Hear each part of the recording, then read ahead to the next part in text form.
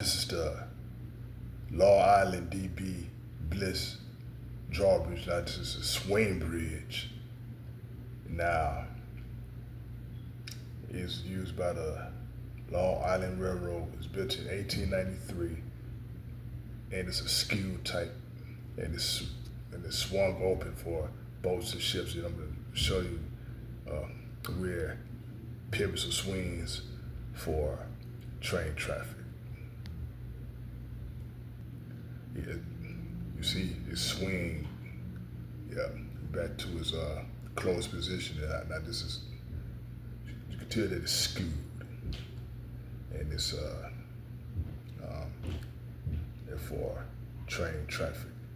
Yep, this is a swing draw, a swing bridge, and I believe it's still in use. It's open to traffic for train traffic. So this crosses the Dutch Kills Creek in Long Island, New York, in New York City.